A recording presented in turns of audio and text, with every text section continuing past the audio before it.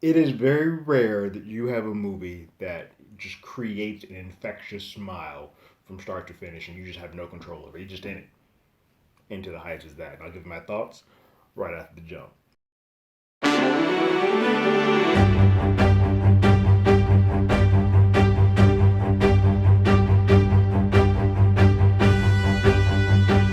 Hello, everyone. Terrence here with Hollywood Already Did. If you haven't already, go ahead, like, share, subscribe to that channel, ring that bell below. Anytime we have something, you will be among the first to know. So the so the other big hit Lin-Manuel Broadway show has its new film Into the Heights has been released on both HBO Max and in theaters. And I watched this movie on Friday, and so I've been sitting on it. Not and I had was planning to do a review earlier, but then the world or life just started happening. I'm all away from the entire day, so I didn't get to review it. But I'm glad I didn't because on the back end of this, I get to kind of delve a little bit into the box office of everything, and the numbers don't equate to the quality of this film. But this movie is brilliant. It is from the director John Chu, who did probably best known for Crazy Rich Asians, but also Step Up to the Streets and GI Joe Retaliation. So he's with Step Up, he's got a sense of making these dance numbers or these big musical numbers pop on screen, and then even more so with Crazy Rich Asians, just the way that everything looked. He can clearly get the style and the stuff with the music. So it is directed really well. There's some. It feels like you're watching a party. Like it's a blast to watch this show. This movie. You're having fun with everyone. Anthony Ramos is a star, and I don't know if people know his name much beyond like, oh, that was the guy that was Gaga's friend in *The Star Is Born*. But between this and *She's All That*, like he's making a name for himself, and this shows you that he's one to watch. He's having a ball. He kills it, and stepping into the role that Lin Manuel made original was, which is his in the Broadway form. He does a fantastic job. Everyone does here. This is a well designed cast. It's beautiful. It's done. There's so much energy and just amazement happening on screen, and it's a glory to watch. Like you're just having a ball. You're watching a party happen, and you're watching. And it works on two folds. You're watching a party happen. You're watching these big musical numbers, but you're also watching people who don't typically get this type of showcasing done for them. To see my brown sisters getting all the love and dancing and just getting their representation on screen feels great. There are a couple of issues, but the only issues that I have are as a person who has seen the Broadway play done in person. And I think that's the only time you're really having issues of this outside of you being having some issues with just people outside of what you look like being represented. My issues are all based on the way that I had seen the play. Now, I do appreciate there's a story structure change from the play to the film, which works. They structure it around Usnavi telling a story, and that works because you sort of create this world where if you're telling a story, you can kind of do these fantastical numbers. You can sort of do these music in and out of dialogue because you're recreating a story as opposed to when you're in Broadway and you're watching stage, you just expect people to break into numbers. It's a little hard to recreate that one to one on film. So I'm all right with that. I think the first half of this film does a fantastic job of recreating the first act, if you will, of the play, and it doesn't feel like it really misses a beat, or and the speed and pacing of everything feels fine. Once the big blackout happens, I think things move a lot at a breakneck speed in the film, much more than they do in the play, at least the way that it comes off. And it just feels like sometimes it's a bit jarring and disjointed how we get from one point to another. And it might even be just as fast in the play because I did see that a while ago. But I think when you're doing a story structure, there might need to be a few little gap moments. It doesn't sound like they took out any songs. They did definitely reorder some, but I think for film goers, you might need to just add it a little bit of bridge because the last act of this just burns through. Um, I don't have an issue with them touching up some song numbers, like some words don't you don't want to hear anymore. Some former presidents you don't want those names to be in songs just because of it just makes sense. There's a John Wick reference, and I'm like, hey, that didn't exist when this play was first originated. They definitely punch that up. There are some things that are fleshed out a bit more that were not necessarily a given in the original. Vanessa is given more of a profession than just wanting to go away. She is now given a profession that, yes, it makes sense for her to go away from the boroughs, from New York. Um, Nina Nina's purpose, 100% purpose for leaving school is fleshed out a little bit more expounded upon. She's given more of a reason in the film, and it becomes more of a heritage racial thing than it ever came off in the play. And then we sort of lose the interaction that Benny and her father and Nina's father have. There was a lot of black and brown problems that were occurring in the play that he just didn't like her until a certain point. We just go away in this play, in the film version, and kind of just assume that he always is around and he always likes him. So those things are fine. The only thing that is sort of confusing to me is there is in the play we learn about who wins the lottery ticket much sooner. It's pretty quick, whereas this gets drawn out, and because of that, you then reorder the structure of Abuela's going away song, of her song, and then where it happens and why it happens. And it sort of just, I think that's where the speed and the pacing sort of changes, and that's why I think the hiccup comes.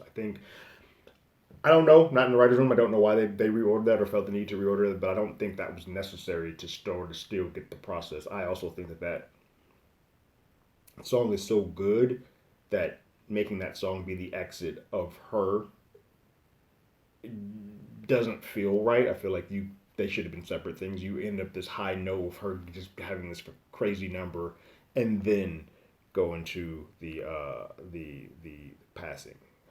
But outside of that, everything else is great. And again, that's a nitpick of somebody who's seen the show to see the film. I don't quite always know why the things are changed or structured differently, but it doesn't hurt the film enough to knock it down any type of pegs. This is a glorious movie. It is a fun movie, and I think it's something that everybody should be seeing. So on my scale of once is enough, play it again, Sam, or give me a time stone so I never have to think about this again. This is definitely a play it again, Sam.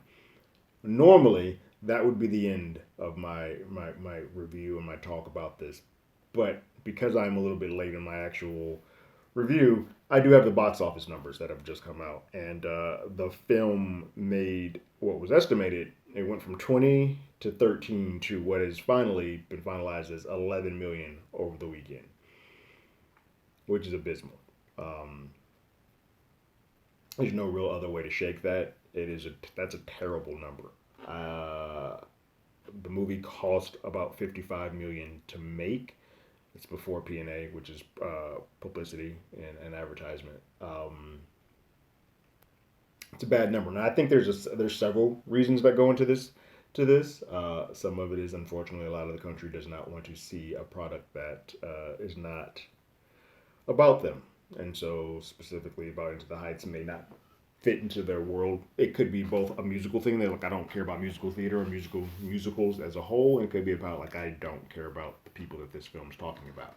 That's one. I think that's a little less. I think the biggest thing, this is more of a Warner Brothers hiccup. They spent the money, because this in the last push for this movie, budgeting wise, it was everywhere. They had The Rock talking about it. They had Oprah dancing in the middle of her courtyard saying, "Oh, you should go see this. You get one. You get one." Everybody was in. What I'm confused about with the marketing for this, I realized that Lin-Manuel was not the lead. We changed and made Anthony Ramos, who I'm not taking away. He should definitely be the lead.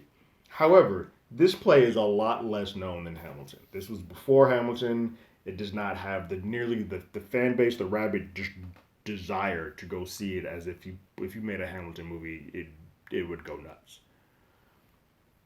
Saying that, the selling point to this, because Anthony's not a lead, I'm not a recognizable lead. Jimmy Smits is not a lead to bring people into the box office, into a theater. He will get you on television. You see Jimmy Smits, you're like, yeah, I'm down.